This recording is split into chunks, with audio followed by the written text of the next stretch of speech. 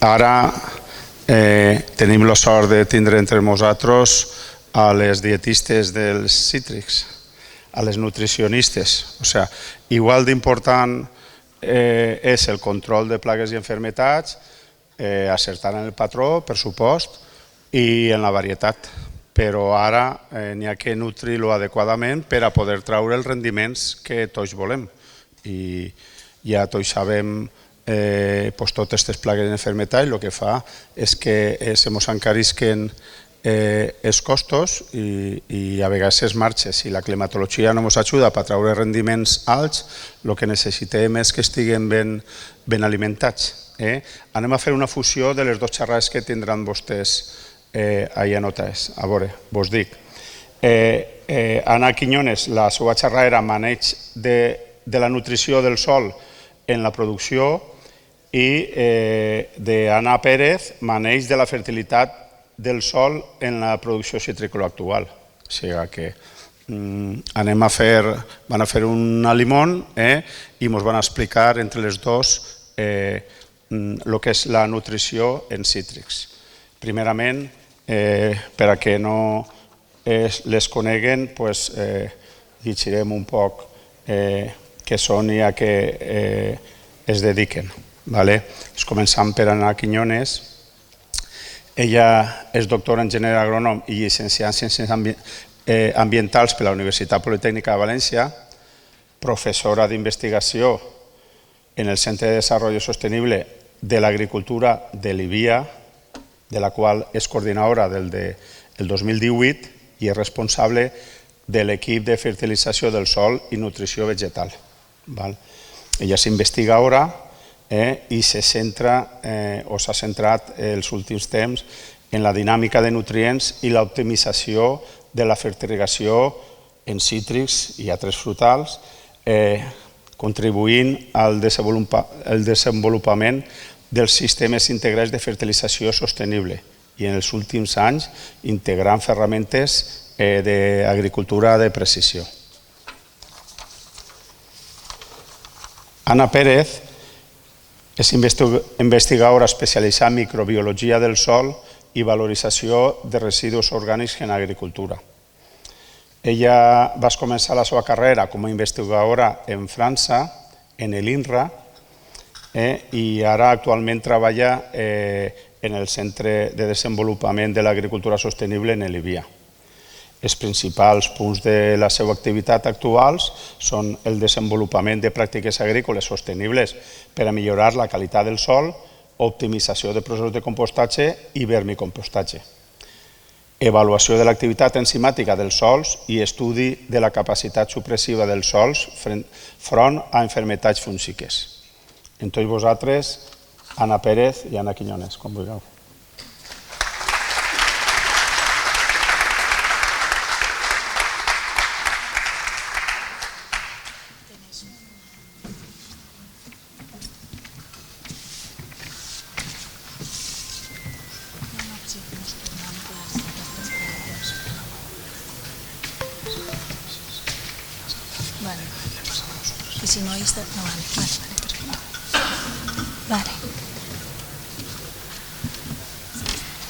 Hola, buenas tardes a todos. No sé, yo odio los micrófonos.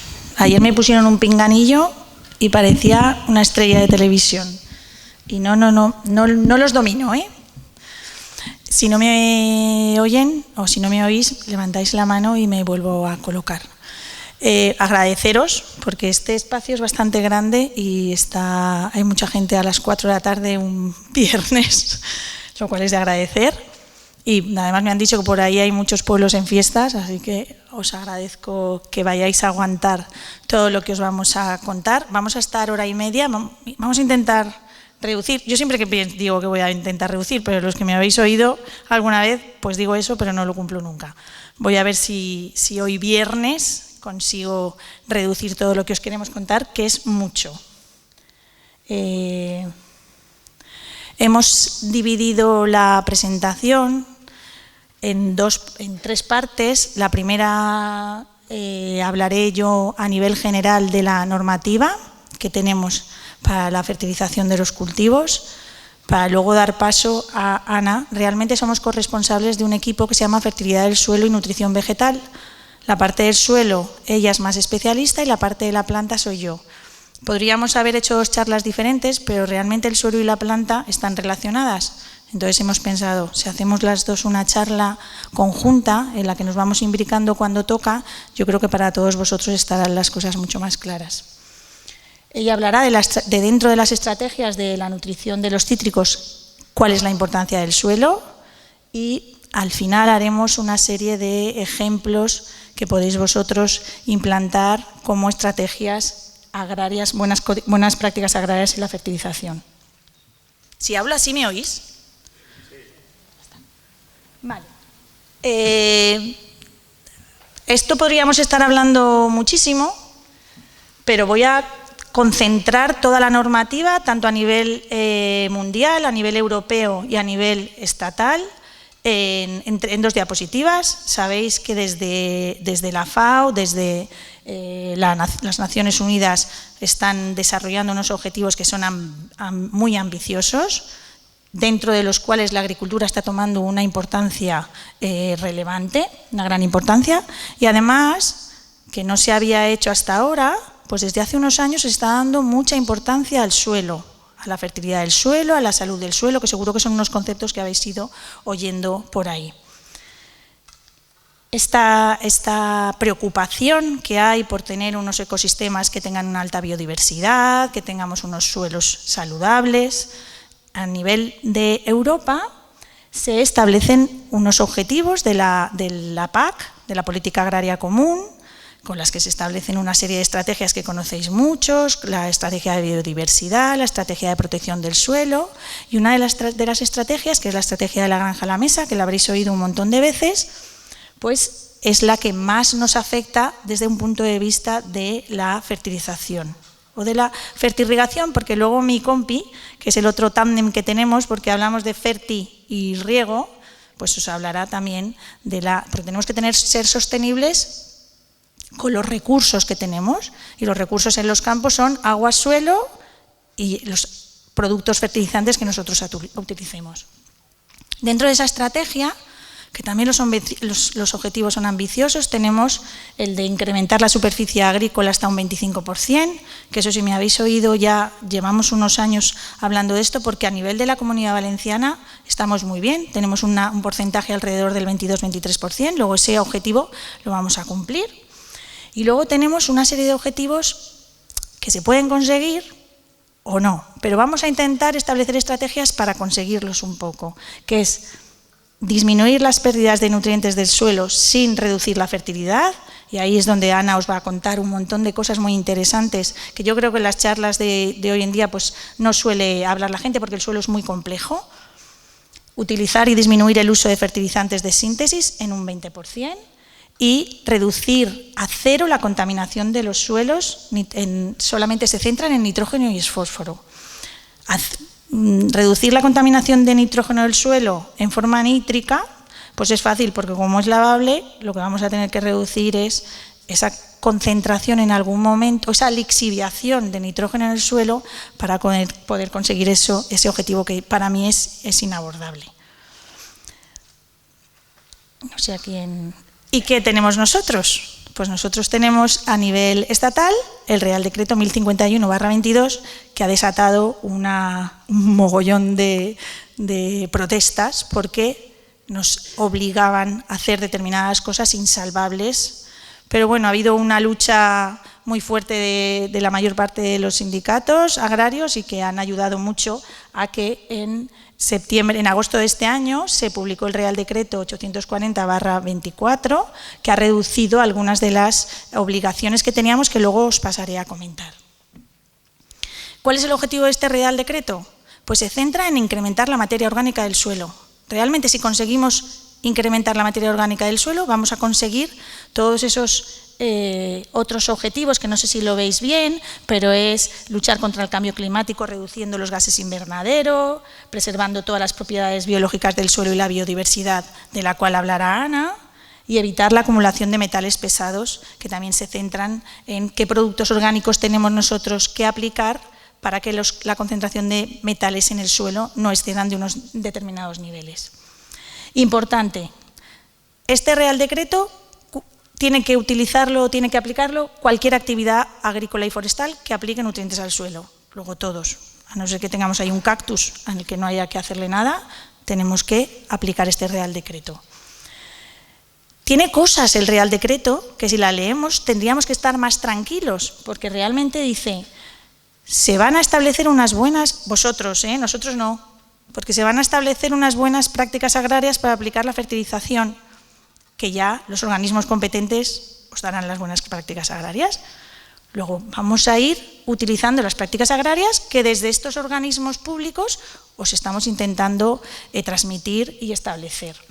Y además, aquí hay unas normas, pero siempre están las normas autonómicas que prevalecerán sobre las normas estatales. Importantísimo, es obligatorio tener un asesor de la fertilización. Yo ayer estábamos hablando y a mi lado tenía la gente de plagas, que yo sé que son importantísimas, pero ellos tienen un asesor para ver qué productos pueden aplicar y qué productos no pueden aplicar, y tienen su cuaderno de campo en el que han estado apuntando semanas a semanas todo eso. ¿Por qué no vamos a poder tener un asesor de fertilización? Hay gente formada, hay que buscar a gente formada que te cumpla una serie de requisitos y que nos ayude a cumplir esta normativa.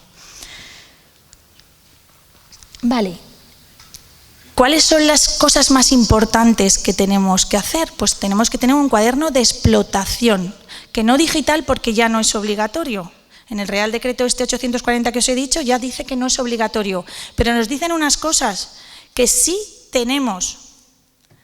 Si, por ejemplo, tenemos un cuaderno de explotación digital, no nos obligan a tener métodos para reducir las emisiones de amoníaco cuando aplicamos determinados fertilizantes. O si utilizamos programas informáticos que os hemos tenido que dar nosotros, no necesitamos un asesor de fertilización. Con lo cual, no es obligatorio tener un cuaderno de explotación digital que ya nos... iba a decir una barbaridad, así que mejor no.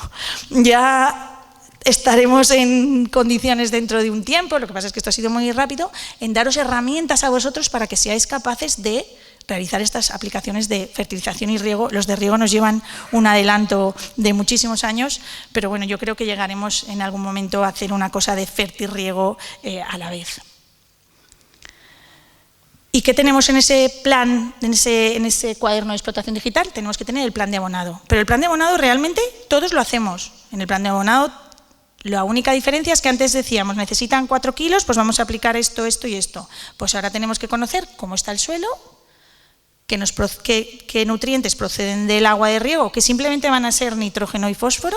El resto no nos obligan ese Real Decreto, luego tampoco es tan amplio de aplicación. Y también nos dice que los datos del suelo nos los darán el mapa. Los datos de agua nos los darán los organismos de cuenca. Luego los agricultores también tenéis ahí un arma, porque realmente somos nosotros los que os tenemos, nosotros, no quiero decir el IBIA, pero muchísimos organismos son los que os tenemos que proporcionar a vosotros los datos para hacer todos estos cálculos.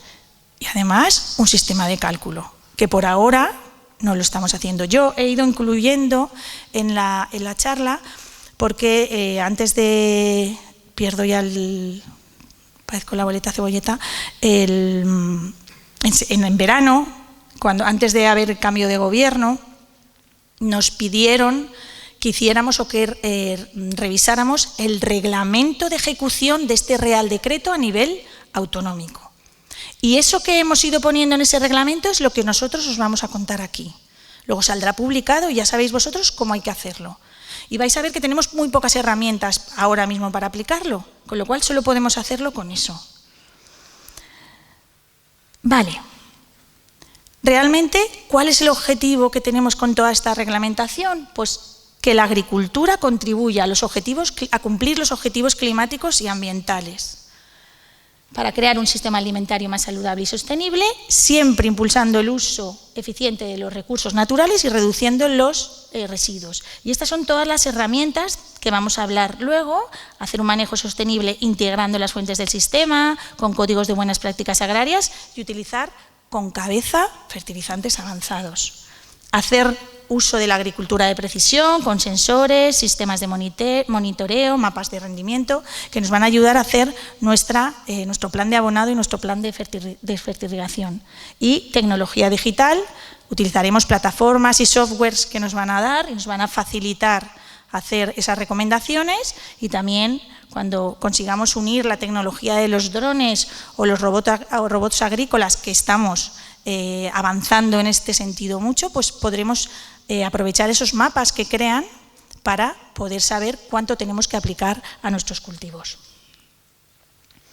Y a partir de ahora, que nos vamos a centrar en el suelo, paso la palabra a Ana.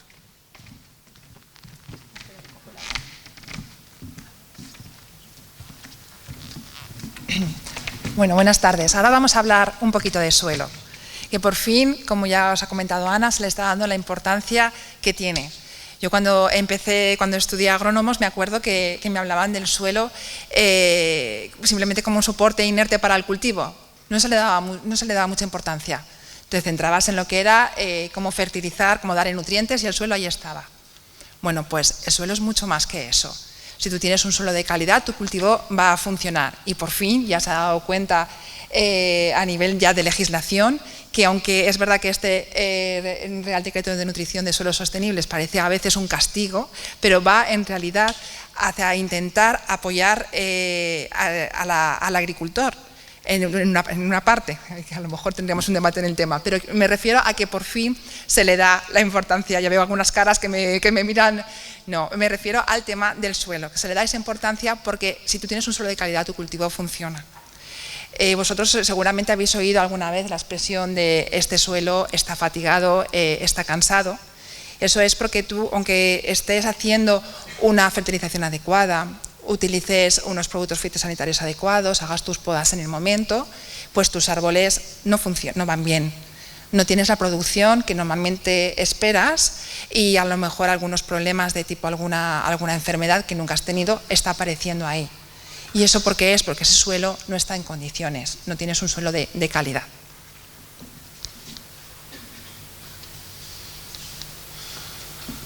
La clave está en intentar incrementar la fertilidad natural del suelo. No es simplemente fertilización, aplico nutrientes y ya está, sino es intentar que ese suelo tenga buena calidad y que nos dé todo lo máximo posible de nutrientes y otras muchas cosas que vamos a ir viendo. ¿Qué es clave para tener un suelo de calidad? Pues hay dos cosas claves, por lo menos yo sí, después de la charla de hoy, os quedáis con esas dos cosas, yo ya estoy contenta. Tener un suelo de calidad es un suelo que tiene un buen nivel de materia orgánica y que tiene además una buena actividad biológica. Os voy a hablar más tarde de organismos y microorganismos del suelo. No quiero asustaros, pero quiero introduciros en ese mundo porque son claves.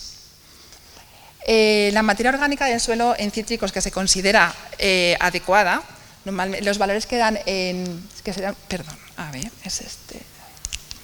Bueno, ya me hago con ello. Este es el puntero. Aquí. Según el Código de Buenas Prácticas Agrarias, se recomienda para suelos que tienen una textura arenosa, pues tener por lo menos más de un 0,80% de materia orgánica, de textura franca más de un 1,20% de materia orgánica y en arcillosa un poquito más, un 1,60%. Yo normalmente, para redondear, digo a la gente, si tenéis un 2% de materia orgánica, podéis estar tranquilos. La lástima es que en nuestra zona es bastante difícil llegar a ese 2%. Normalmente estamos con valores de un 1% de materia orgánica. ¿Y por qué es tan importante esta materia orgánica? Si comparáramos el suelo con un ser vivo, diríamos que la materia orgánica es la base de lo que es el sistema respiratorio, circulatorio, digestivo. Si tenemos un buen nivel de materia orgánica en el suelo, tenemos una buena estructura del suelo. ¿Qué es esto de la estructura? La estructura se refiere a esos terrones que veis en el suelo. Si tú tienes buenos agregados, buenos terrones en el suelo, el aire va a circular y el agua va a circular bien. Vamos a tener muchos menos problemas de compactación, el agua no va a perderse fácilmente. Cuando, por ejemplo, si llueve y estás en una zona con pendiente, no se va a arrastrar el suelo con la lluvia. ¿Y quién hace esos agregados del suelo? Pues la materia orgánica junto con los microorganismos del suelo. Vais a ver que hablo muy frecuentemente de los dos juntos, porque son complementarios, van uno de la mano del otro. Los microorganismos del suelo, por ejemplo, crean como una especie de pegamento que hace que esa materia orgánica se quede ahí pegada con otras partes, los restos que puedan haber de plantas en el suelo, componentes minerales, y que formen esos agregados. Antiguamente se hacía una prueba a la hora de comprar, cuando comprabas una parcela, para ver si iba a tener una buena fertilidad, si se iba a labrar bien. Se hacía una prueba que era coger suelo, se ponía en un vaso, se añadía agua y se agitaba. Y se veía pues, si esos terrones, esos agregados del suelo se aguantaban o fácilmente se disolvían. Si se disolvían, mala señal. Se aguantaban, pues eso era indicativo de que había ahí una buena materia orgánica y que esos terrones aguantarían y habría una buena circulación de aire y de agua en ese suelo. ¿En qué más influye la materia orgánica?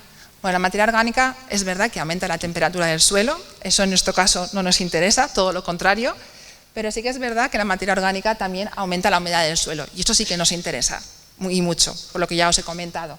Además, tiene un efecto tampón, digamos, como que mitiga cambios, por ejemplo, bruscos de pH. Si nosotros añadimos un producto al suelo que puede hacer un cambio puntual fuerte del pH del suelo, eso va a influir negativamente en esos organismos y microorganismos que hay.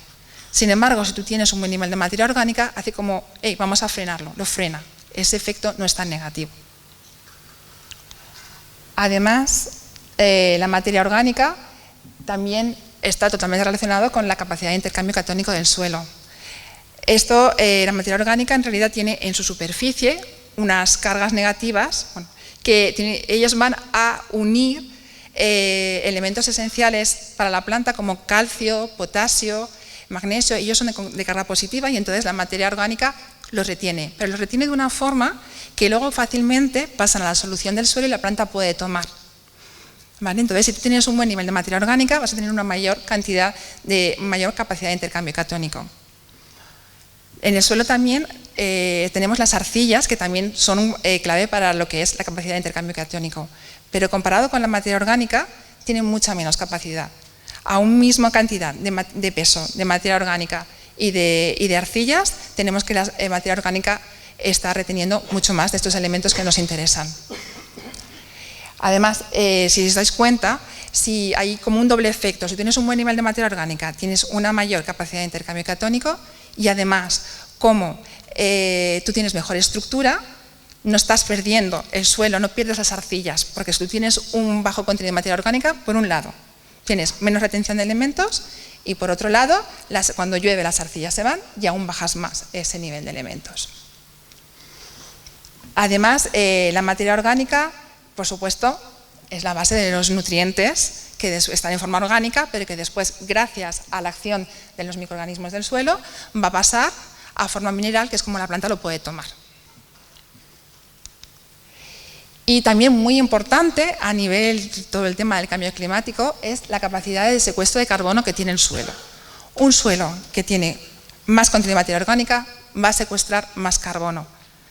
Voy a explicaros esto y además hay un ejemplo que es muy curioso.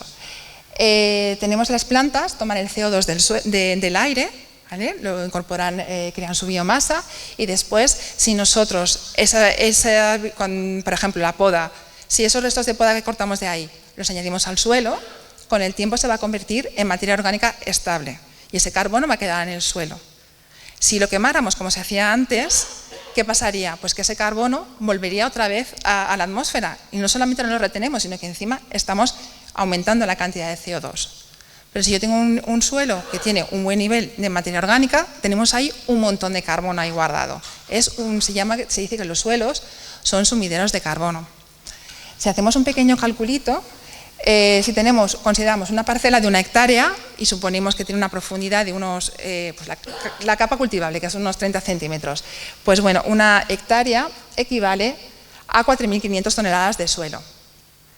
Si estamos hablando de un suelo típico de nuestra zona que tenga solamente un 1% de materia orgánica, en 1 hectárea tenemos 45 toneladas de materia orgánica, que eso equivale Pues redondeando a 90 toneladas de CO2.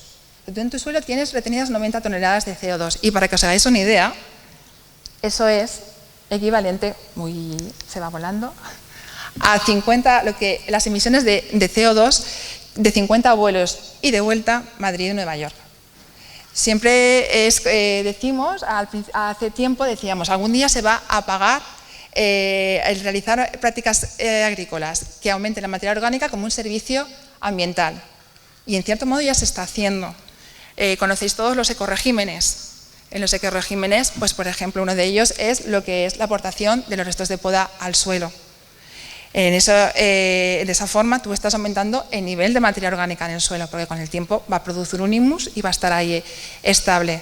Entonces, estas ayudas que dan en estas situaciones, en estos ecoregímenes, están intentando que sea cada vez más, y es como un pago por ese servicio ambiental que está realizando el suelo y ese aumento de materia orgánica. Bueno, de todas maneras, yo creo que el tema de la materia orgánica es algo que todos conocéis, es algo que es muy conocido, no creo que igual no se haya descubierto nada, pero sí que vamos a pasar a la parte más desconocida, que es la actividad biológica de un suelo. Porque no solamente es importante el nivel de materia orgánica, tú puedes tener un suelo que está a un 2% en cítricos, oye, fantástico, pero si ahí ha habido, por ejemplo, un vertido de algo que ha matado a la mayoría de lo que tú tienes en tu suelo, tampoco va a funcionar. Porque para que tener un suelo de calidad tienes que tener las dos cosas, materia orgánica y los organismos a tope.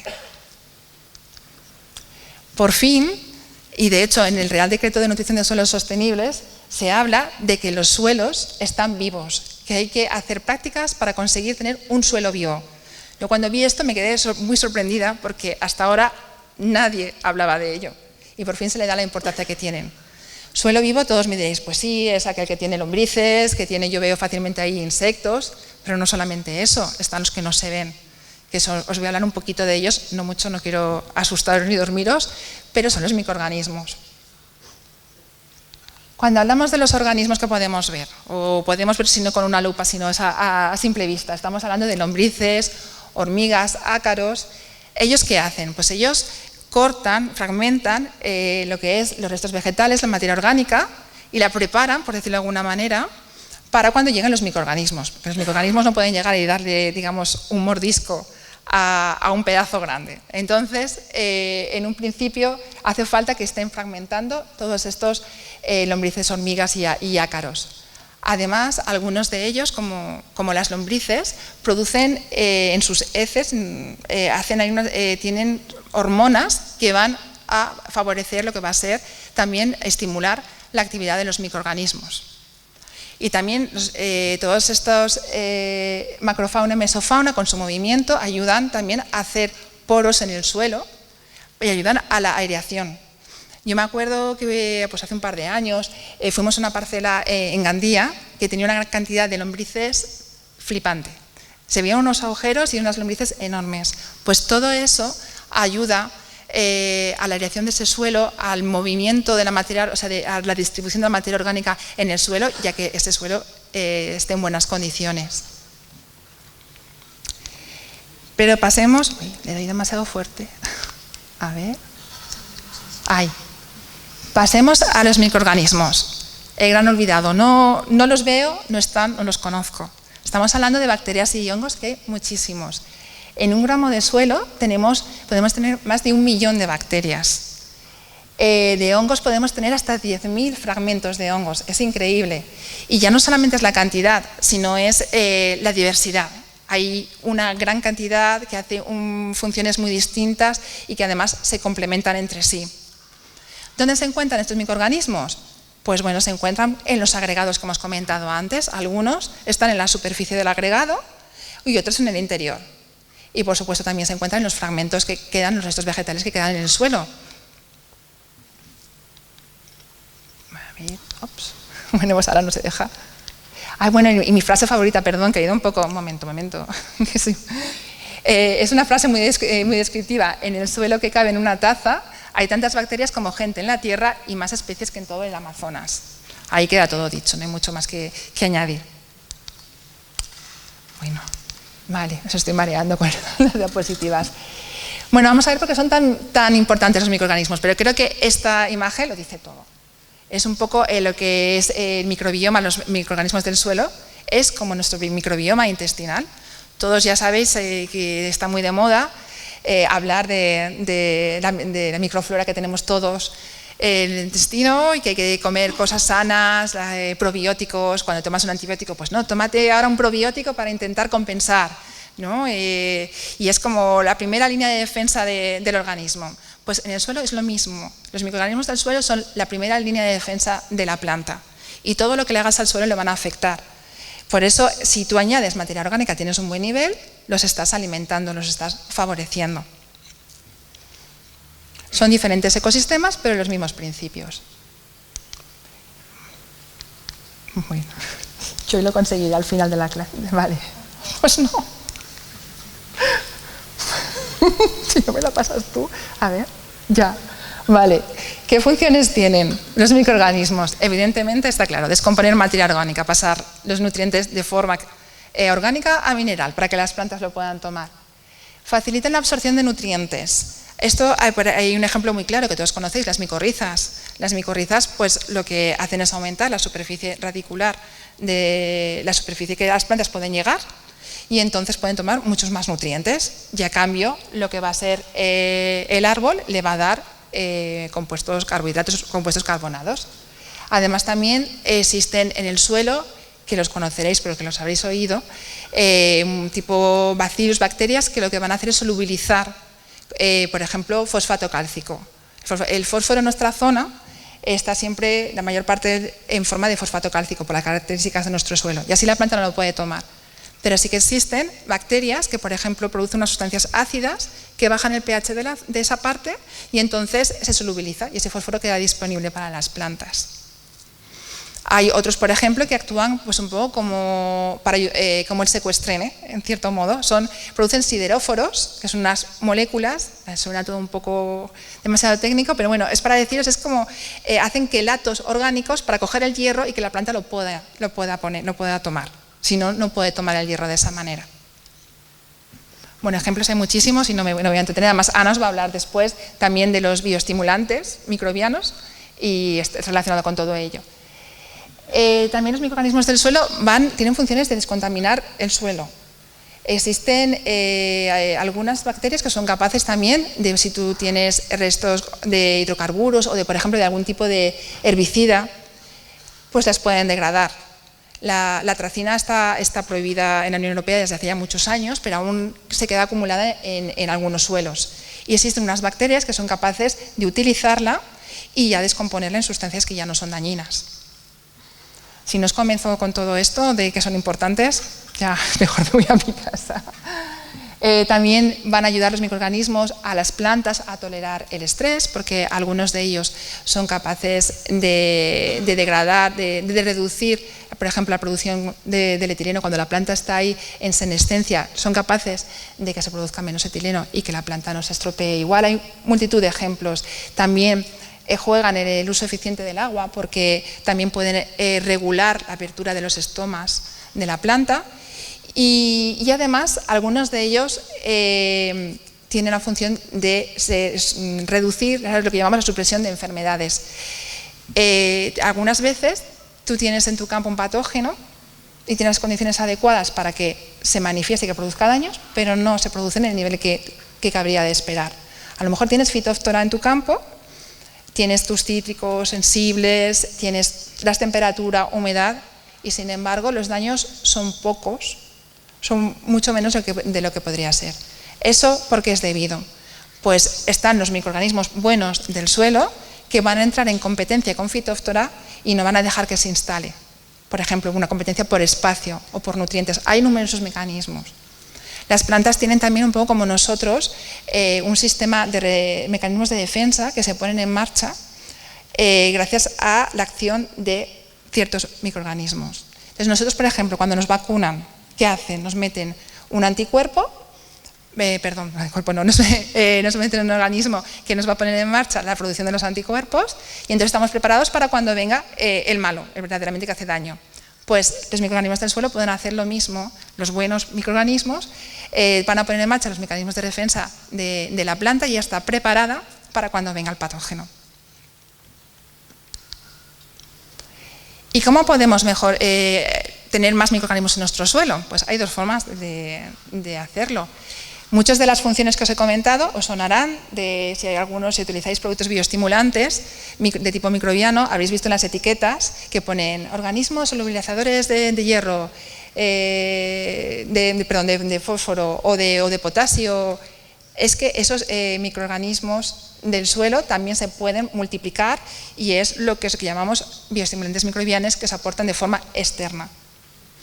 Pero tenemos otra forma también de ayudar a los microorganismos del suelo, más directa, que es el manejo. Si tú tienes en tu suelo muchísimos microorganismos, si haces un manejo adecuado que los favorezca, se van a multiplicar, van a actuar, tener actividad correctamente, adecuadamente, y ya va a funcionar tu suelo muy bien. Son dos formas de enfocar el tema de mejorar la actividad biológica del suelo.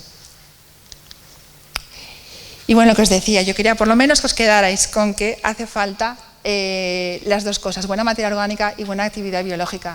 Y si os dais cuenta, arriba ya no hablo solamente de fertilidad del suelo, he dado un paso más, fertilidad biológica, porque tenemos que construir fertilidad biológica, tener en cuenta tanto la materia orgánica como la actividad de los microorganismos, porque es nuestro tándem ganador. Y si esto es importante en agricultura convencional, si algunos sois productores, tenéis agricultura ecológica, aún lo es más, porque en agricultura ecológica tenemos muchos menos herramientas para hacer frente a problemas que nos pueden surgir. Entonces, ¿cuál es la clave? Pues prevenir e intentar tener el suelo con una calidad lo mejor posible para que se desarrollen menos problemas. Vamos a pasar a la parte del manejo integrado de nutrientes. ¿Qué es esto del manejo integrado de nutrientes? Pues bueno, es intentar utilizar al máximo todo lo que nuestro sistema nos puede dar. Ana ya nos ha empezado a hablar de ello. Hay que intentar utilizar lo que nos puede dar el suelo, tener un suelo de calidad, un suelo con buen nivel de materia orgánica, tener en cuenta también lo que nos proporciona el agua de riego, también tener en cuenta todo lo que va a ser nuestros restos que podamos incorporar a nuestro suelo y así ya que quede lo menos posible para tener que aportar de forma mineral. ¿Y cómo podemos, este manejo integrado, en qué se basa? Pues os estaba hablando de materia orgánica, vamos a ver cómo podemos aumentar nuestra materia orgánica del suelo. Eso es uno de los pilares de manejo integrado. Por eso también el Real Decreto le da tantísima importancia. Vale.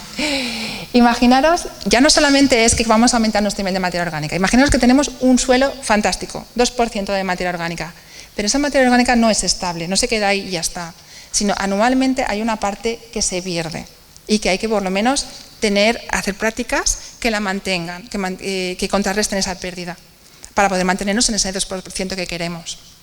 Volvemos a un pequeño cálculo.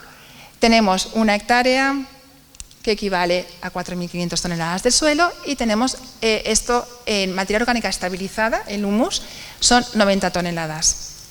Existen un coeficiente que se llama de mineralización, bueno, te dice el porcentaje de humus que se mineraliza anualmente, es decir, que pasa de forma orgánica a forma mineral, que se pierde, entre comillas. Y depende de las características de la zona, características geográficas y también del tipo de riego. En nuestro caso, nosotros estamos, vale, le he dado al que no era, pero no pasa nada, estamos en la zona de Levante, en regadío es de 0,02, ¿qué quiere decir? Que anualmente, por cada 100 toneladas de materia orgánica de humus de tu suelo, pierdes 2 toneladas de humus. Por lo tanto, en nuestro ejemplo, estamos hablando de que hemos perdido anualmente pues casi 1.800 kilos en una hectárea, pues más o menos 2 toneladas. Tendremos que compensarlo de alguna manera. Y estoy utilizando la palabra perder un poco de forma errónea, porque no estamos perdiendo. Lo que está pasando es que ese humus está pasando a forma mineral y está dando nutrientes a nuestras plantas. Sí, desde el punto de vista de un balance de materia orgánica estamos perdiendo, pero de la planta también estamos ganando. En el Código de las Buenas Prácticas Agrarias os dan unos pinceladas de cómo, por ejemplo, si tenemos un suelo del 2% que habíamos comentado en materia orgánica, eso anualmente está liberándote, bueno, según la textura, una cantidad de nitrógeno que puede llegar a 60 kilos de nitrógeno por hectárea. O sea, son nutrientes. Pero vamos a volver a cómo compensar nuestra pérdida. Pues una posibilidad, incorporar los restos de poda. Estos restos de poda, vais a ver, hicimos nosotros, bueno, el equipo hace tiempo un trabajo en el que se evaluó la cantidad de restos de poda que se podía obtener en parcelas de mandarino y de naranjo. Se cogieron 5 bueno, no me voy a meter con los detalles, pero más o menos se recogía unas 4 toneladas de restos de poda por hectárea. Y esas 4 toneladas equivalían a pues casi 1 tonelada de humus. Haciendo el cálculo con ese coeficiente salía 1 tonelada de humus. O sea, fijaros que en el ejemplo que hemos puesto, si incorporábamos los restos de poda, ya tenemos la mitad de lo que hemos perdido, ya lo tenemos compensado. Y lo que os decía también a nivel de nutrientes, de nitrógeno, esos restos de poda tenían una cantidad aproximadamente de 50 kilos por hectárea, que eso es 1/4 de lo que necesitan los cítricos, más o menos las necesidades de los cítricos en nitrógeno. Pero eso sí, esto es en forma de materia orgánica, no está disponible inmediatamente. Eso es el problema que tiene la fertilización orgánica, es que hay que tener un poquito de paciencia. No es algo como cuando tenemos la fertilización mineral, que sabemos que pum, lo ponemos y ahí lo tenemos. No, eso sería, con el tiempo, estaría disponible verdaderamente para la planta. ¿Cómo compensamos esto que nos falta? Porque no estábamos aún con esos dos. Vale. Venga. Lo podemos, además tenemos los estiércoles, la aportación de estiércol. Los estiércoles se recomiendan valores, eso también es del Código de Buenas Prácticas Agrarias, que te indica que si tienes unos cítricos en producción, pues utilizar como mucho 20 toneladas por hectárea aplicadas cada 2 o 3 años. Vamos a suponer que aplicamos esas 20 toneladas en 2 años, 10 toneladas al año. Sigamos con nuestros pequeños cálculos. Supongamos que tenemos... Vale, ahí me he ido mucho. Es que cuando... ¿Ves uno para...? Ahí vamos, ya está muy bien. Vamos a ver, tanto si estamos 2 ejemplos con estiércol de conejo o con gallinaza. Hay que tener en cuenta pues, que cada uno tiene un contenido de materia seca diferente. 10 toneladas por hectárea en el caso del estiércol de conejo son 2,5 toneladas de peso seco, y en la gallinaza, que tiene mucha más materia seca, estamos hablando de 7,5 toneladas de peso seco. ¿Y esto en cuánto es en humus? Pues también existe un coeficiente similar al que hemos visto antes. Pásalo, porfa. Ya está, perfecto. Una menos. Bueno, da igual, da lo mismo. Así muy bien, gracias. Espera, ya. Sí. Vale. Tenemos un coeficiente que nos va a decir, en función del tipo de residuo que es, la cantidad que se va a producir de humus anualmente. Es lo que se llama el coeficiente isohúmico y depende de las características de ese material. Entonces, en el caso de la gallinaza, que tiene un coeficiente isohúmico muy elevado, quiere decir que por cada 100 toneladas de gallinaza tienes anualmente que 50 se convierten en humus. Eso es una característica muy importante de la gallinaza, muy apreciada. Y en el caso del estiércol es un poquito menos. Pero fijaros, en los cálculos... Ya, vale. Entonces, viendo las cantidades que necesitábamos, habíamos dicho, hemos perdido al año casi 2 toneladas por hectárea. Bueno, pues si sumas lo que con los restos de poda aportamos, más el humus de estiércol de un tipo o de otro, mejor con el de gallinaza vamos ya de sobra, conseguimos compensar esa pérdida anual que tenemos. La cosa se complica cuando partimos de un suelo que no está tan estupendo, que no es un 2%, sino que lo que queremos es, partimos por ejemplo de un 1% y queremos aumentar la cantidad de materia orgánica. Se complica no porque sea más difícil, sino porque hay que tener mucha más paciencia. No vamos a conseguir aumentar la materia orgánica del suelo aportando estiércol, restos de poda en 2 o 3 años. No, hace falta más tiempo, pero no hay que desanimarse. Esto es un trabajo que también hizo nuestro equipo en cítricos, en los que se había aplicado estiércol y también se hizo con compost durante 7 años. Y fijaros que en el suelo en el que no se había añadido nada, teníamos un nivel de materia orgánica bajito, y luego de 7 años estábamos en 1,4. Solamente habíamos conseguido con estiércol subir a 1,7. Y dices, madre mía, pues sí que es lento. Pero aunque no habíamos aumentado la materia orgánica de forma muy exagerada, ya empezábamos a ver cosas buenas en ese suelo. Por ejemplo, era un suelo que tenía un nivel de salinidad muy elevado. Eso para los cítricos es fatal. Pero después de esos 7 años ya comenzaba a bajar de forma importante. Ya con el compost nos encontrábamos ya a unos valores que ya bastante bien y ya no nos darían problemas. Y sobre todo, fijaros en el rendimiento. Estamos consiguiendo, en el caso ya con 7 años de aplicar estiércol, aumentar un 8% la producción, en el compost un poco menos. Entonces, aunque no hemos conseguido llegar a ese 2% que yo siempre hablo, pero ya nuestro cultivo ya está sintiendo todas esas mejoras que le estamos haciendo gracias al aumento de materia orgánica. Gracias. Es muy importante comentaros que los estiércoles son muy, muy variables. Aunque la gente te diga, pues mira, esta gallinaza seguro, estupenda, tiene un 2% de nitrógeno, pues no todas las gallinazas tienen esos valores, porque según cómo han sido almacenadas, pueden perderlo muy fácilmente. Entonces es importante conocer también tu proveedor. Y además, con el nuevo Real Decreto, estáis obligados a tener análisis de ese material que estáis, de ese estiércol o de ese compost, y tenéis que ponerlo en el cuaderno de la explotación. Y si eres tú el que estás utilizando tu propio estiércol, también tienes que saberlo, porque tienes que ponerlo también al aplicarlo al suelo. Todo lo que apliques en el suelo se tiene que poner.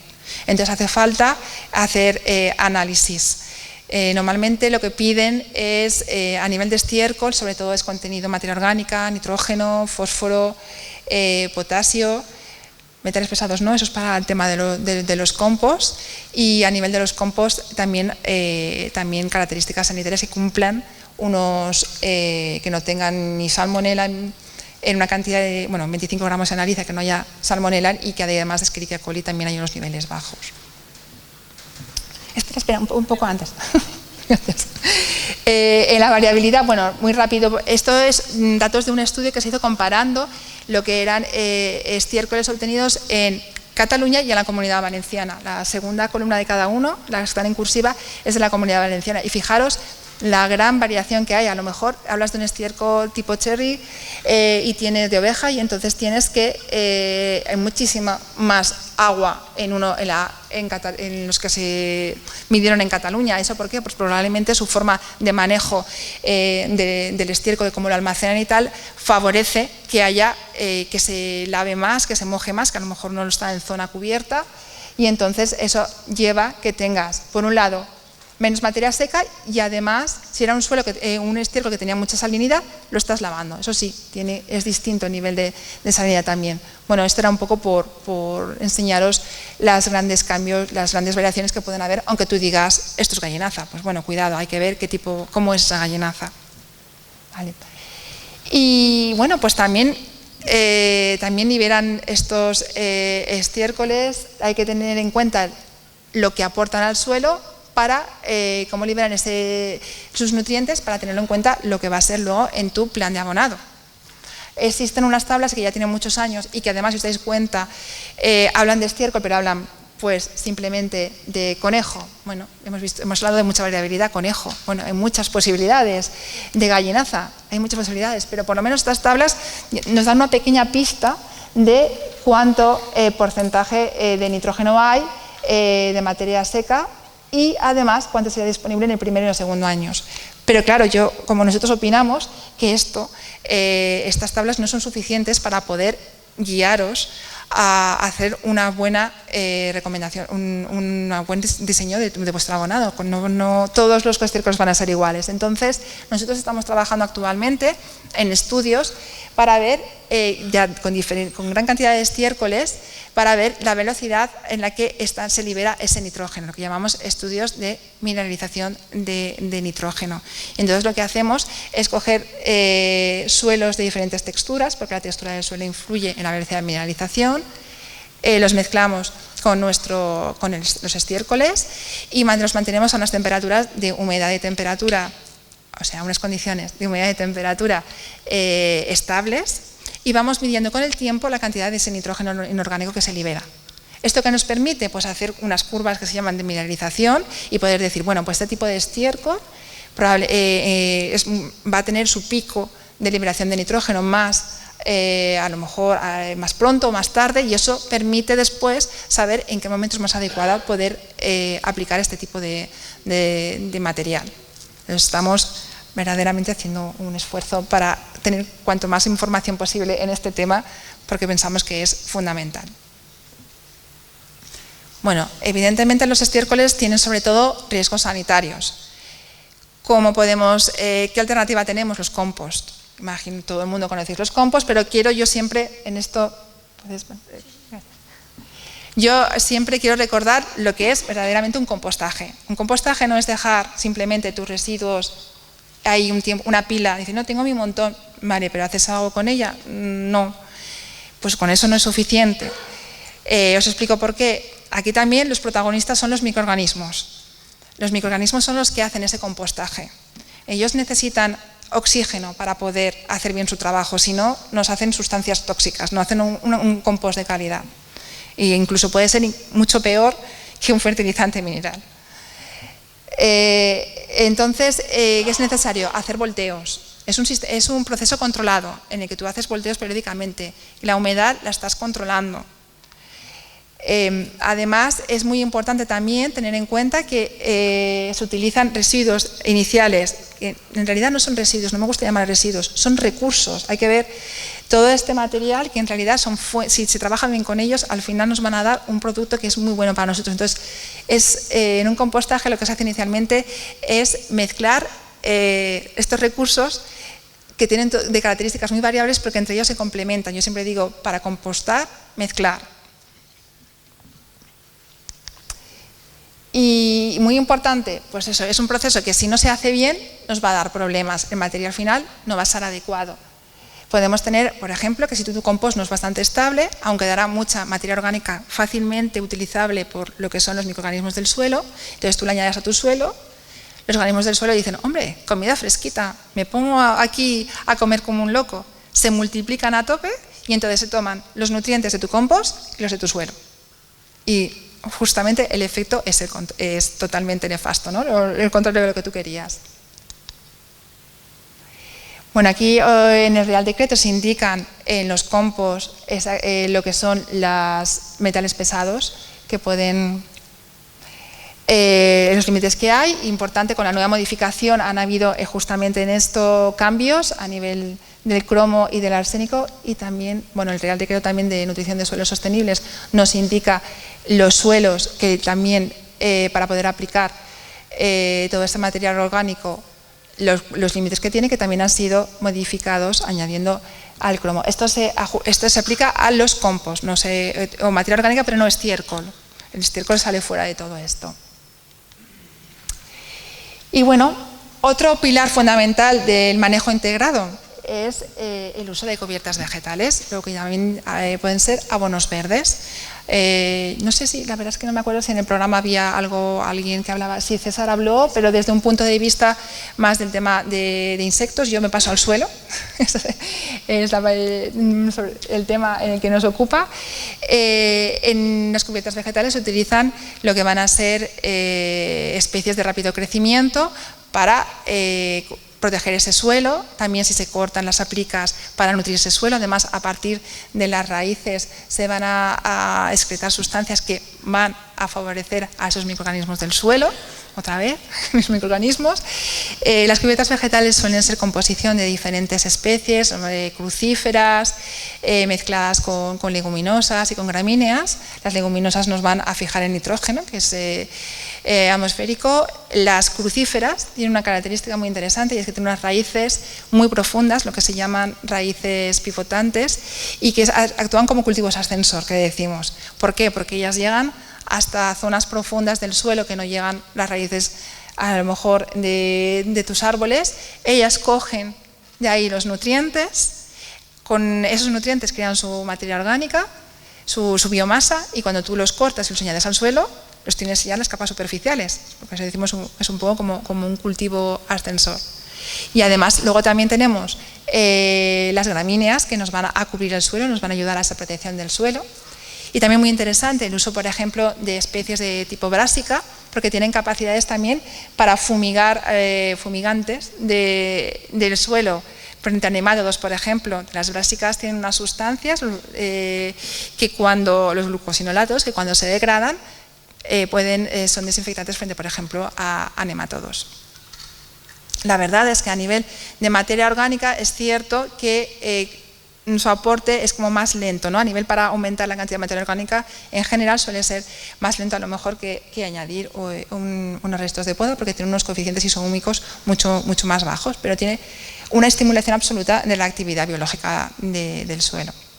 Y también están totalmente apoyados por los ecoregímenes, tanto como sean dejar cubiertas espontáneas o hacer cubiertas sembradas. Y a este respecto, comentar un proyecto en el que participamos ya hace unos años, en los que nosotros nos ocupábamos de ver cómo las cubiertas vegetales iban a afectar a esa calidad del suelo. Y entonces veíamos cómo era un proyecto europeo en el que participaron diferentes países, con todos en cítricos, cada uno tenía un sistema de manejo distinto, y ver verdaderamente si dejar esas cubiertas vegetales, qué ocurría en ese suelo. Simplemente indicaros algún resultado. Estos son los resultados en un caso en el que lo que se hizo fue, entre las líneas de los árboles, cultivar lo que Vicia sativa y Lolium, hacer una cubierta vegetal cultivada. Luego, por otro lado, también se añadía lo que eran cáscara de almendra también en la parte justo debajo de la copa de los árboles, con el objetivo de retener humedad. Y entonces lo que hicimos fue comparar cómo estaba el suelo de las zonas que no tenían cubierta, las que tenían la cubierta sembrada y las que tenían la cáscara de almendra. Y claramente se veía que donde estaba la zona, en el caso de la cubierta sembrada, se producía un aumento de la materia orgánica. Y bueno, estos son parámetros que están relacionados, indicadores relacionados con la actividad del suelo, con la cantidad de microorganismos que hay y cómo están de despiertos, y efectivamente aumentaron claramente. También hay que decir que en otros casos, sí, he podido sola, en otros casos no hubo ningún efecto. Probablemente ya partíamos, era una parcela con unos valores bastante elevados de materia orgánica, que ya eran bastante adecuados, y ya lo que era la aplicación, utilizar cubiertas vegetales sembradas, pues ya no tuvo ese efecto verdaderamente significativo. Y bueno, creo que hasta aquí he llegado yo.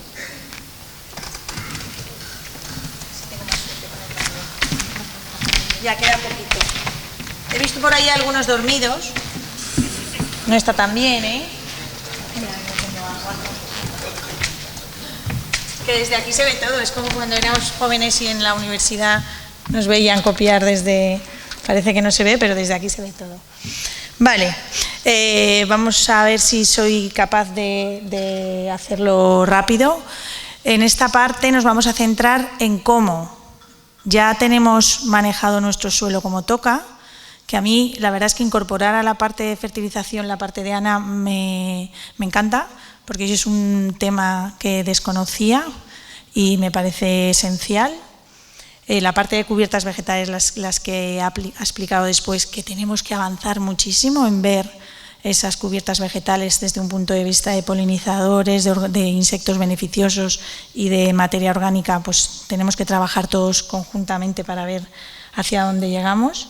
Y el resto, pues es aplicar con agronutrientes, bioestimulantes, productos biofertilizantes o como los queramos llamar. Vale.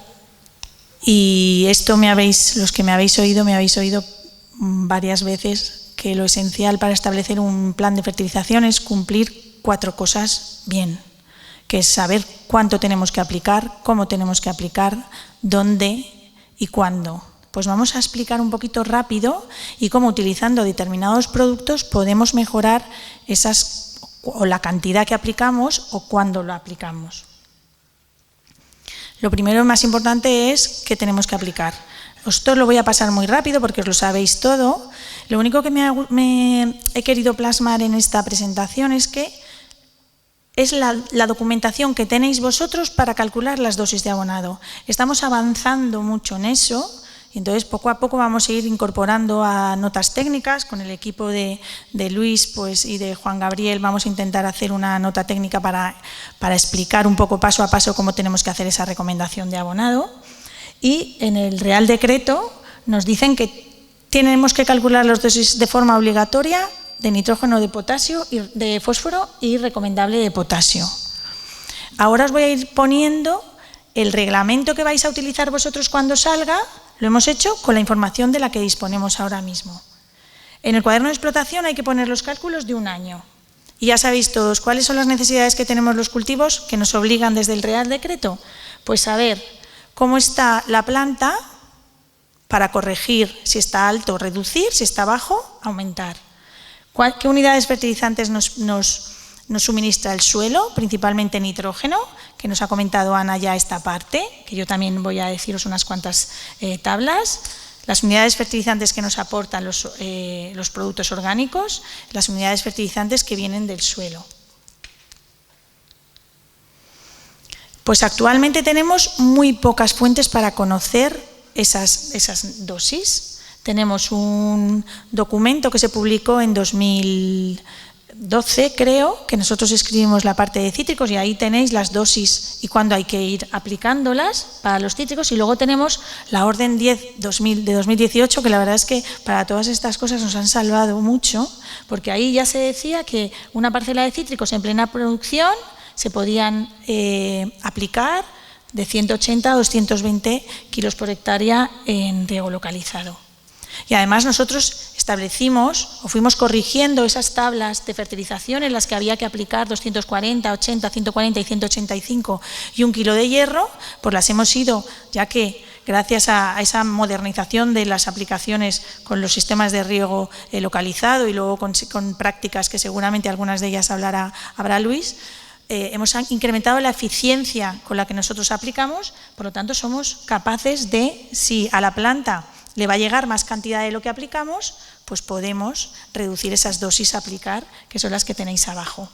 Pues el Real Decreto nos obliga a corregir en función de cómo está la planta, ¿vale? Como solamente nos obliga a corregir NPK, vamos a corregir solo NPK. Y además, ¿por qué? Porque tenemos otros nutrientes, como por ejemplo el calcio, como por ejemplo los micronutrientes, que no son móviles en la planta. Entonces, esos los tenemos que aplicar siempre. En el reglamento de producción integrada te dice que hay que aplicar micronutrientes cuando veamos las carencias. Pues chico, si ya las ves, ya no las apliques, porque ya las has necesitado. Entonces nosotros vamos a corregir, como tenemos nuestros cultivos, multiplicando las necesidades por estos factores. No os preocupéis que si lo tenemos muy alto, la planta va a ser capaz de estos nutrientes que son supermóviles a cubrir las necesidades de ese año. Multiplicar una cosa por 0 es 0. Ese año no tengo que aplicar, porque con lo que tengo en el suelo y lo que tengo en la planta va a ser suficiente. El nitrógeno no solemos reducirlo al 100%, porque el nitrógeno es clave para el desarrollo vegetativo y para producir. Luego es una barbaridad reducir al 100% el nitrógeno en nuestras plantaciones de cítricos. ¿Vale? Vosotros sabéis que esas tablas de referencia, en las que tenemos de determinadas especies, clementinos, limones, naranjos, pomelos, mandarinos, pues están realizadas hace muchos años. Y en el último Consejo Rector, esperemos que con esta paralización que tenemos en la Generalitat Valenciana salgan adelante, se aprobaron 30 tesis doctorales, una de las cuales no lo leéis desde ahí, pero yo os lo leo: desarrollo de herramientas innovadoras para el diagnóstico nutricional en cítricos mediante métodos ópticos y modelos predictivos de inteligencia artificial, que va a ser codirigida por mí y por José Blasco, que es el actual director, con lo cual es posible que me quede yo sola, pero no voy a ser capaz de hacerla seguramente, así que alguien tendrá que ayudarme en esa parte de agricultura de precisión.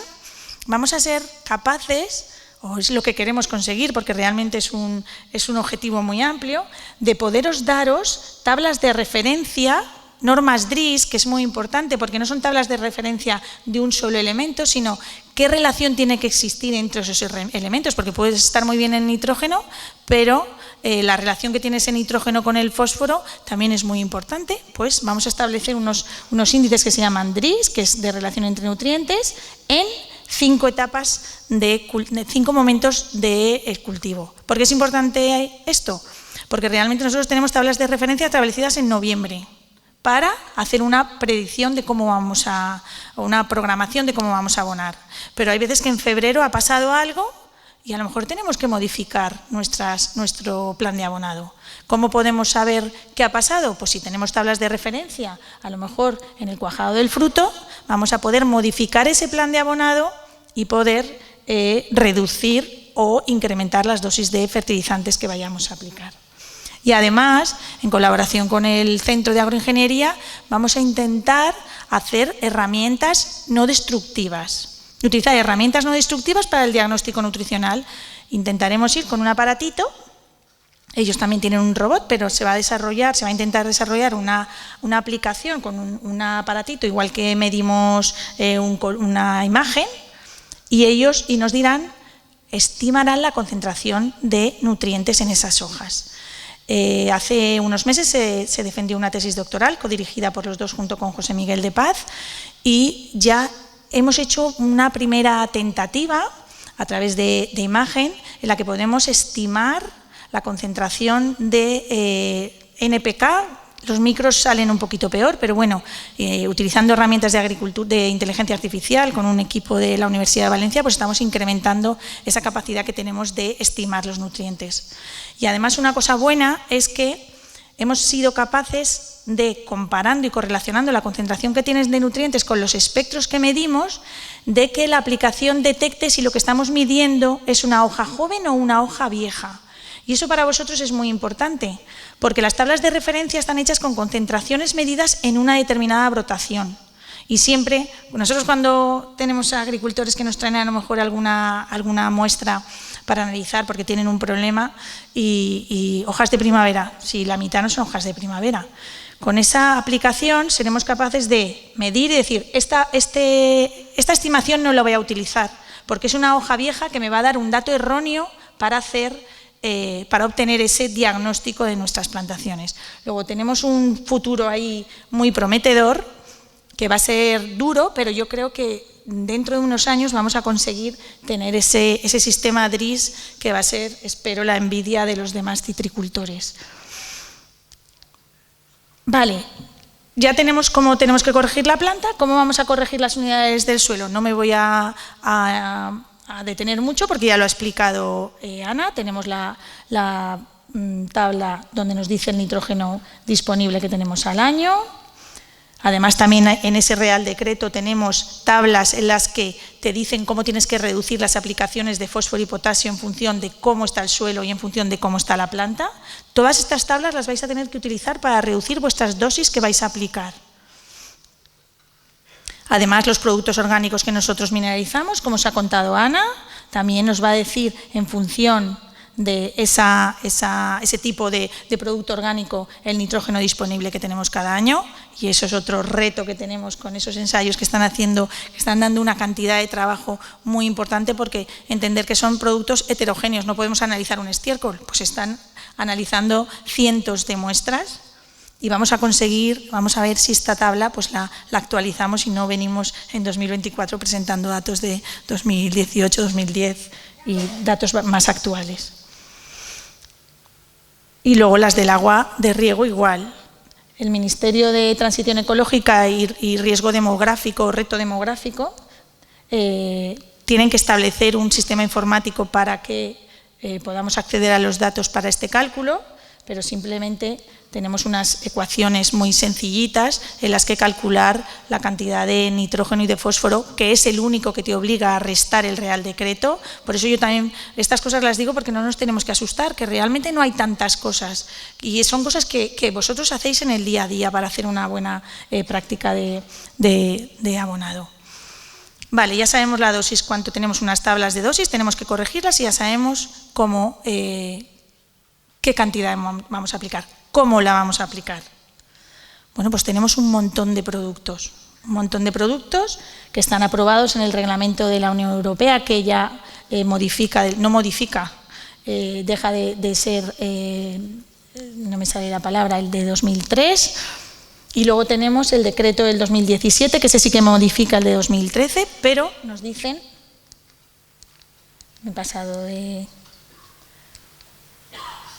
perdón, vale, pues aquí tenemos un montón de productos que podemos utilizar para cubrir esas necesidades que nos faltan después de haber restado el suelo y el agua.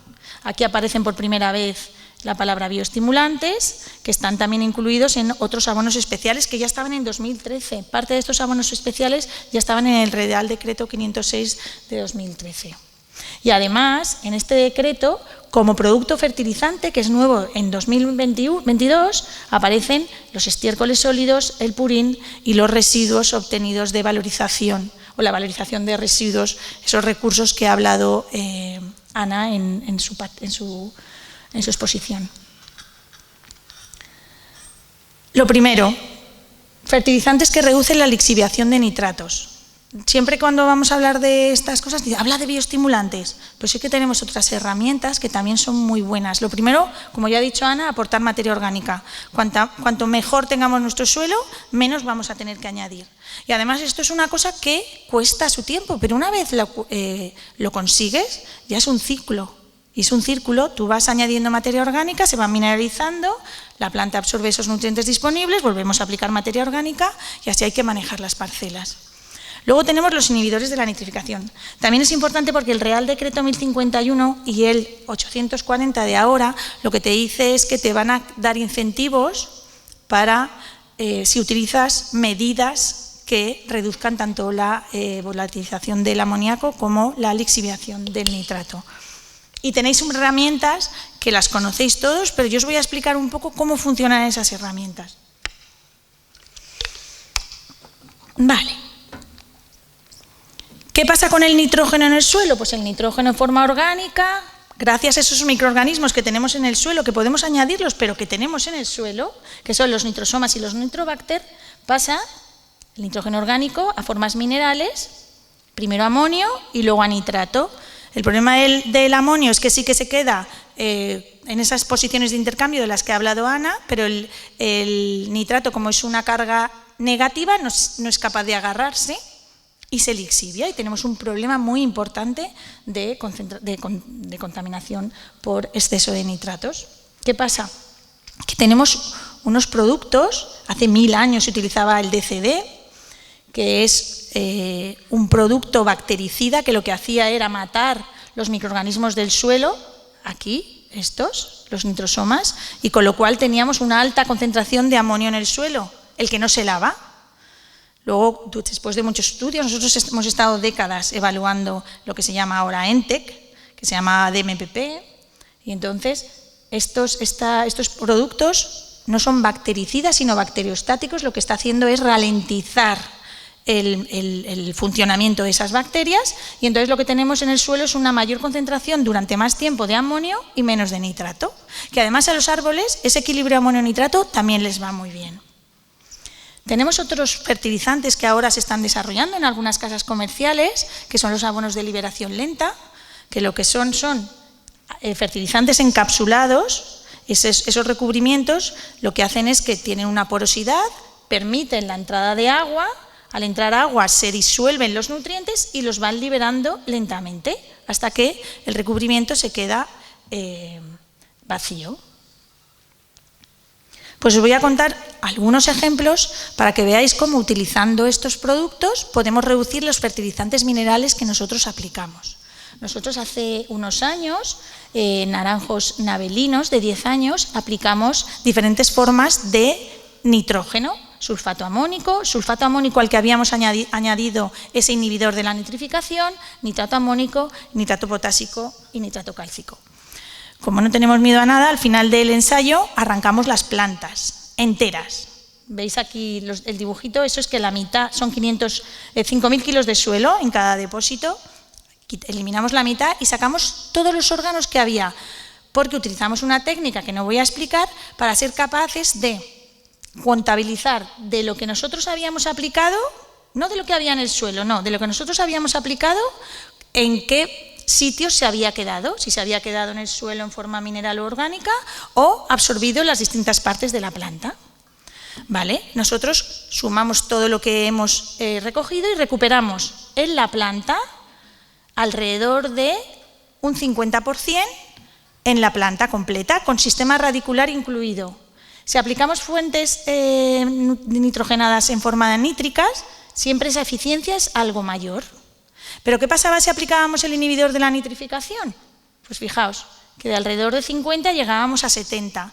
Teníamos un 16% más de nitrógeno absorbido utilizando ese fertilizante. Luego podemos reducir la dosis un 16%. Pero además, ¿qué pasaba en el suelo? Nosotros también éramos capaces de ver de lo que habíamos aplicado cómo quedaba en el suelo. Pues como veis, la parte nítrica, que es la que está en rojo, que es la que se puede lixiviar, cuando utilizábamos, por supuesto, en formas amoniacales o con el inhibidor de la nitrificación, si quiere, ¿vale? Disminuían un 5%. Ese 5% que está en el suelo también es una pérdida. Luego puedo, utilizando inhibidores de la nitrificación, reducir un 21% la dosis que yo estoy aplicando. Puedo utilizar también fertilizantes de liberación lenta. Aquí tenemos una complejidad, que estos fertilizantes no se pueden utilizar en fertirriego. Y voy a ir más rápido porque hay que meterlos en el suelo, no son solubles. Entonces hay que hacer un manejo con ellos en el suelo.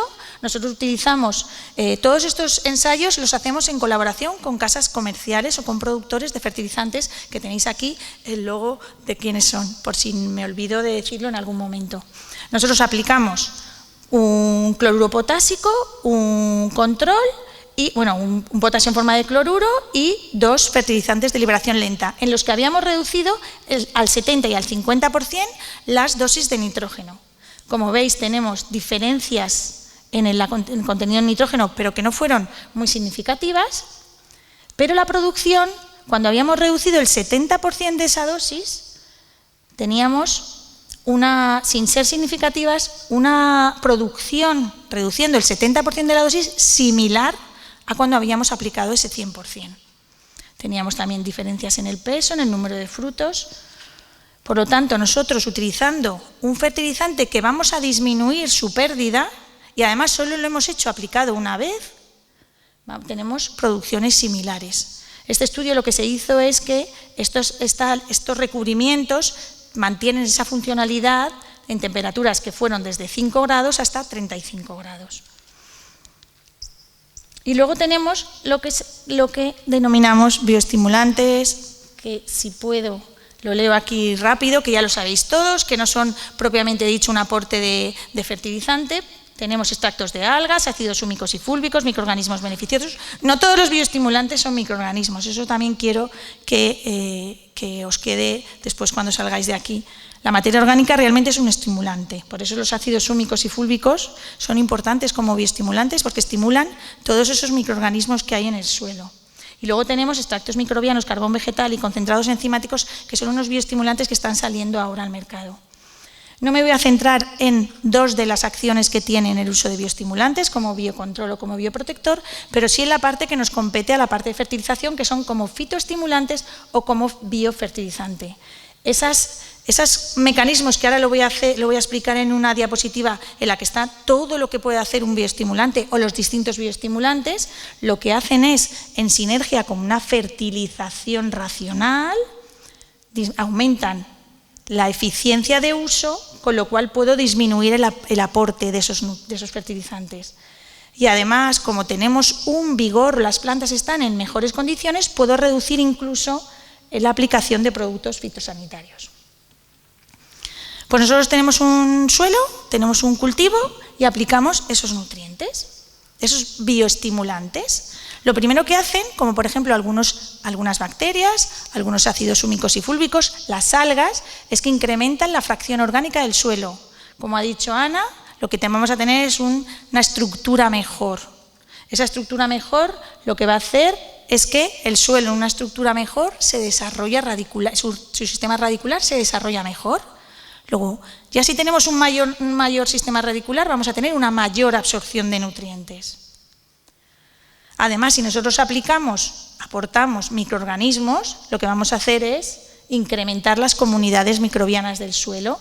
Como ha dicho Ana, son capaces de mineralizar ese nitrógeno, fósforo y potasio del suelo, aumentar el nitrógeno disponible y tenemos mayor disponibilidad de ese nitrógeno, de ese fósforo y de ese potasio que lo teníamos en formas no disponibles para la planta a formas disponibles. Luego tenemos que algunas bacterias son capaces de fijar nitrógeno atmosférico. Aquí siempre me paro.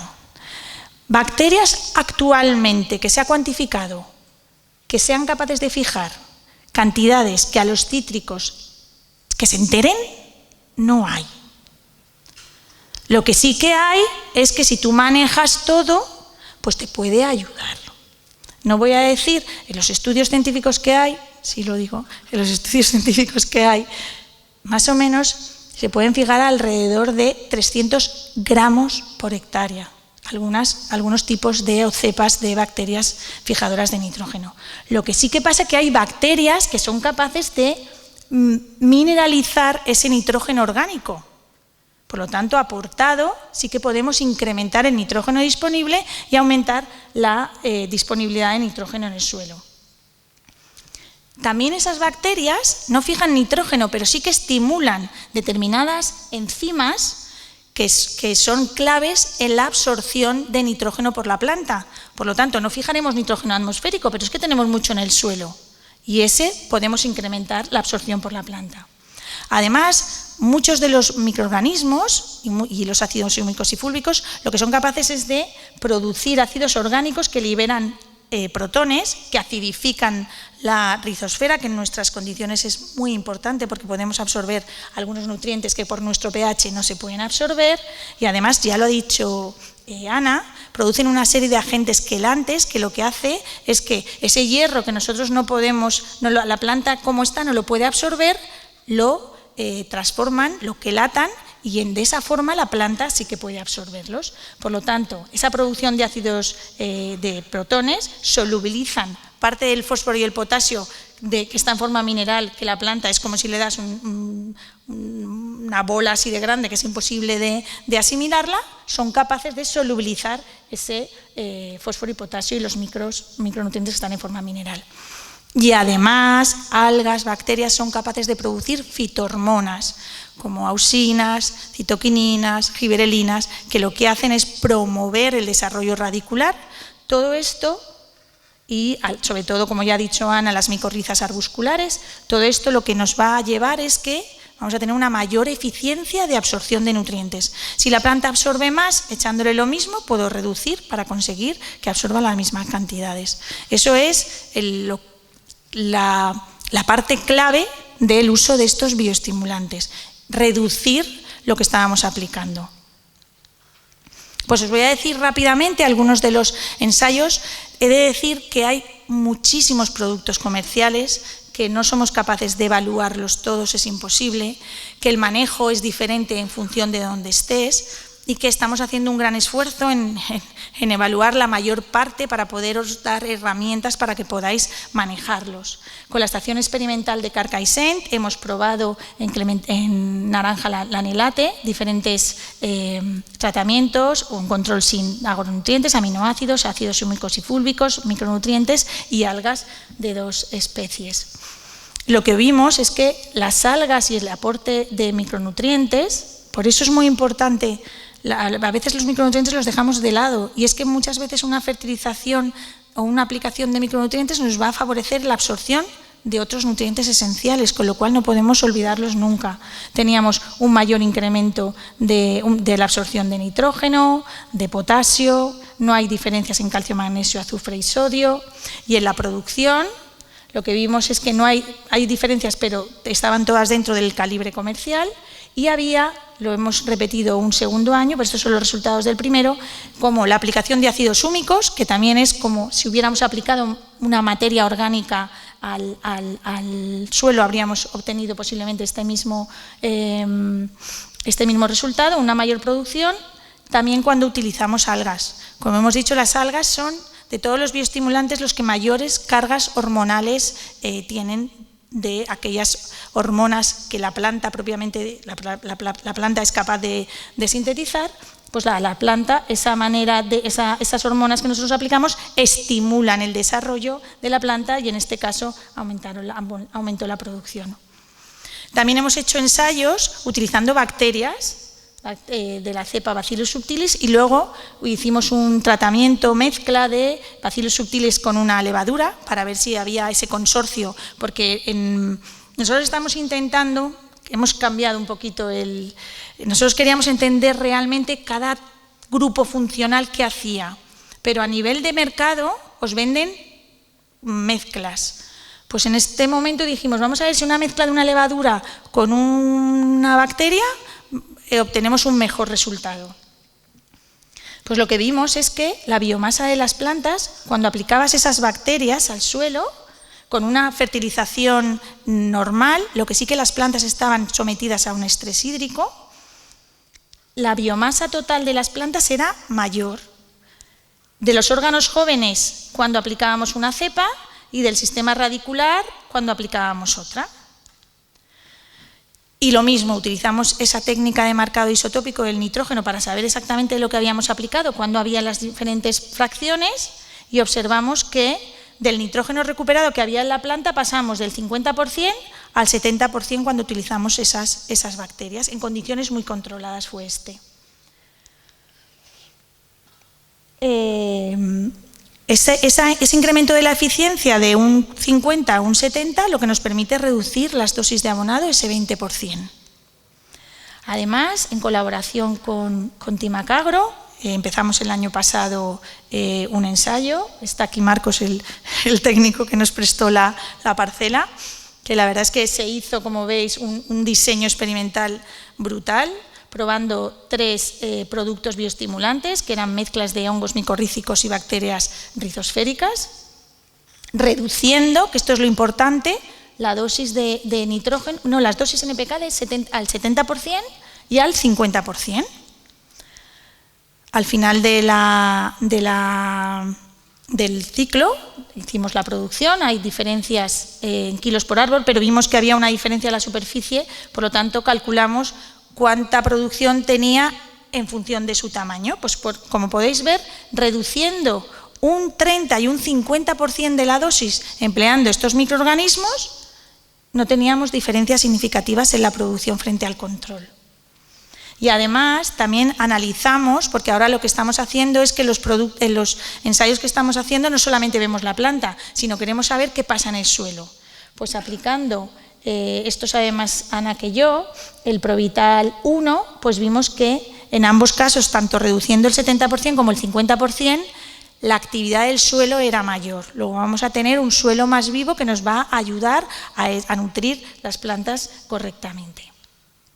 Luego además lo que pasa es que no quiero extenderme más, también teníamos frutos más naranjas, frutos con un menor espesor de corteza. ¿Cuándo vamos a aplicar? Tenemos muchísimos ejemplos. Estamos intentando recopilar todo lo que tengamos en una nota técnica para que aprendáis o intentar transmitir cómo se tienen que manejar estos productos. El cuándo ya lo sabéis porque, no sé si, creo que esto está publicado ya, y si no, en la nota técnica que vamos a hacer junto con los de riegos lo vamos a poner. Esta curva muestra el porcentaje de la dosis total que hay que aplicar en cada momento, en cada momento del cultivo, de todos, del nitrógeno, del fósforo, del potasio, del magnesio y de los micronutrientes. Luego sabemos cómo distribuir la dosis de abonado. Además, el Real Decreto 1051 también nos dice cuándo tenemos que aplicar, tanto las enmiendas como, cuando aplicamos los productos orgánicos como enmienda y como fertilizante, que es diferente. Nosotros podemos aplicar un estiércol o un compost para mejorar nuestra estructura del suelo, que va a afectar a cómo absorbe los nutrientes la planta, a cómo aplicarlo como fertilizante, que es como lo tenemos que hacer ahora. Una vez ya tenemos nuestros suelos fenomenal, que seguro que dentro de unos años va a haber. Aquí no pasa nada porque aquí hay mucha agricultura, creo que muchas parcelas en agricultura ecológica, con lo cual yo creo que si medimos justo en esta zona, si medimos la cantidad de materia orgánica que hay, yo creo que estaremos en niveles muy buenos. Y además, el Real Decreto ya nos dice cuándo no tenemos que aplicar, que en cítricos está de noviembre a enero, no podemos aplicar. Pero, como nos han quitado el cuaderno de explotación digital obligatorio, lo que te dicen es que si tú tienes cuaderno digital de explotación, te eliminan esos periodos de prohibición y tú puedes aplicarlos cuando quieras y además cuando utilizas esos productos que os he contado que eliminan o que reducen la lixiviación de los nitratos. Y ya estoy acabando, si quiere pasar, el lugar. ¿Cómo voy a aplicarlo? Pues eso tiene mucho que ver nuestros compañeros de riego. En fertirrigación, a no ser que sea un producto que no se puede aplicar en fertirrigación, tenemos que hacerlo porque tenemos mayor eficiencia en la absorción de nutrientes, menores pérdidas por lixiviación, es una comodidad de aplicación, podemos ajustar cada semana cuánto aplicamos y cuánto regamos. Es muy importante conocer nuestros suelos, seguro que Luis os va a hablar de sensores, ver cómo tenemos nuestros suelos en cantidad de humedad o en conductividad eléctrica. Aplicar nuestros programas de actuación en zonas vulnerables porque nos obligan. Y como conclusiones, sí me gustaría, porque sé que hace unos años hubo mucha polémica por esta zona, porque hubo un cambio drástico en algunas comunidades de regantes de modo de fertilizar. Y yo creo que si a lo mejor hubiéramos hecho las cosas siguiendo estas conclusiones y recomendaciones futuras, las cosas no hubieran salido en algún momento tan mal. Hay que programar el plan de abonado, como ya hemos dicho, incrementando la materia orgánica y comenzar con modificaciones paulatinas. No podemos de repente reducir al 100% la dosis de fertilización mineral. Además, hay muchos fertilización mineral o fertilizantes que también se pueden utilizar en agricultura ecológica. Tenemos muchos fertilizantes para poder ir incorporando estos nuevos productos porque tenemos una mayor eficiencia de absorción, pero poco a poco. La reducción de los fertilizantes tiene que ser lenta. Además, desde Europa nos obligan a que sea el 20%. No vamos a reducir al 50%, vamos a empezar poco a poco. Si nos piden el 20%, vamos a ser en eso un poquito cautos. Importantísimo. La eficiencia de todo esto que estamos haciendo va a depender de un montón de cosas. Lo que le viene bien al vecino es posible que no nos venga bien a nosotros. Yo siempre digo, si a lo mejor tenéis 20 líneas, hacer una parte en 3 líneas y si veis que os va bien, pues lo vais haciendo en el resto de líneas. Son necesarios ensayos de campo y ahí estamos nosotros de verdad intentando daros toda la información que estamos consiguiendo y que podamos. No somos muchos y ahora mismo hemos de decir que estamos en una situación de la que parece que estamos saliendo, pero hemos pasado un 2024 de horror, paralizados absolutamente. Hemos trabajado sin pagar ni una sola factura hasta ahora. Entonces, pues también darnos a nosotros un poquito de que podemos trabajar, pero no tanto. Ímpetu no nos falta. Y por último, ya para no es que esté, las plagas son importantísimas y les dais la importancia que tienen, pero tenemos que empezar a conocer, a unir la parte de fertilización con fitosanitarios, que se está haciendo ya mucho, pero hay veces que estamos aplicando un fitosanitario y nos machaca porque en ese momento teníamos que haber aplicado o lo hemos aplicado con un fertilizante que no se había estudiado la compatibilidad. Esto tenemos que avanzar, esto es una asignatura nuestra. Esta parte estamos haciéndola nosotros, que es avanzar en la identificación de esos metabolitos que son específicos a lo mejor en determinadas condiciones de campo, pero que nos van a ayudar a mejorar y ver cómo funcionan en cada uno. Importantísimo, comparar la producción con cómo está el análisis foliar. El otro día en una parcela me decían, es que tengo una concentración de potasio que en 3 años es que me ha ido subiendo. Digo, ¿y la producción? Me ha ido bajando. Pues ahí lo tienes. O sea, tú no puedes ver solamente el análisis foliar, tienes que ver... Claro, el agua la lleva la comunidad de regantes y la producción la cooperativa. Pues tenemos que cruzar, porque no siempre estamos haciendo bien porque tengamos un análisis foliar fabuloso. Y por último, que eso es algo que tenemos que centrar, tenemos que evaluar todos estos microorganismos que ya estaban en el suelo, qué impacto tienen sobre la salud de nuestros suelos. Y gracias por aguantarnos y por estar ahí y no haberos sido ninguno.